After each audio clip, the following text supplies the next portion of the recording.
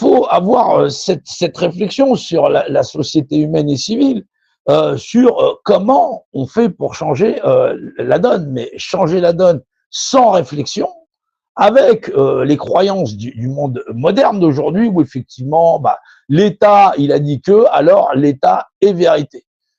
C'est-à-dire qu'on a des gens, les populations d'aujourd'hui ne sont plus en capacité, pour une grande partie, puisqu'elles n'ont pas pratiqué d'autocritique sur qu'est-ce qu'une civilisation, qu'est-ce qu'une société, qu'est-ce que l'ethnologie, qu'est-ce que la sociologie, qu'est-ce que le sentiment pathologique, qu'est-ce que la perversion.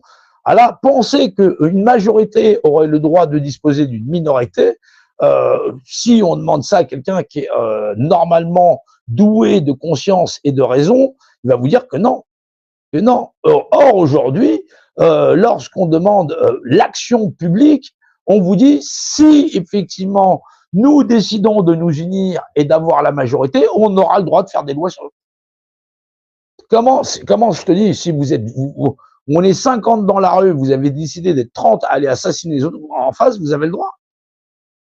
Tu prétexte que leur gueule vous plaît pas ou que vous décidez qu'ils vont travailler jusqu'à 50 ans. La réponse c'est non. Et là, les gens te disent, dans l'action publique et générale, oui. Certes, les gens, il y a comme deux identités chez les gens. Il y a une partie qui est très humaine et il y a une partie qui veut tellement sa zone de confort qu'elle est prête à vendre père, mère, frère, sœur et ainsi de suite. On l'a vu dans la période injectatoire.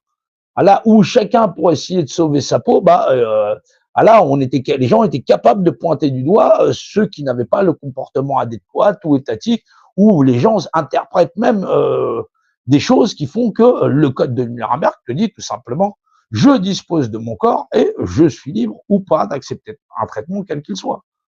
Et fondement qui n'a pas été, axiome qui n'a même pas été défendu par les médecins qui étaient soi-disant opposants.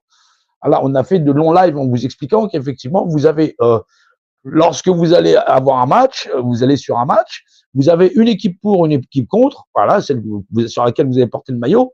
Celui qui empoche le pactole, c'est le promoteur.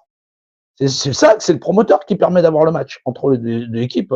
Tu prends Paris, tu prends Marseille, tu prends je sais pas quoi, les équipes, tu vois. Voilà. En fin de compte, vous allez tous payer le billet. Ça a permis à l'État, mais maintenant les arguments, tiens, il a fait une passe, il a fait ça, attention, tribunal, attention. Hein. En attendant, les gens sont spectateurs et chacun, en l'ignorance de ses propres droits, va chercher chez l'autre les arguments à défendre ses droits en disant, moi je suis pour cette équipe, moi je suis pour cette équipe. Alors qu'en vérité, ça a permis à l'État de mettre sa politique en faisant comme s'il y avait des débats ou quoi que ce soit. Alors que les droits, vous reprenez le code de Nuremberg, et je ne vous demande pas la version sticker, ce que vous avez pu voir passer sur vos pages de réseaux sociaux, c'est l'ensemble du texte. Et qui est très clair, où même les États ne peuvent pas aller plus en avant. Voilà, par quelque motif que ce soit.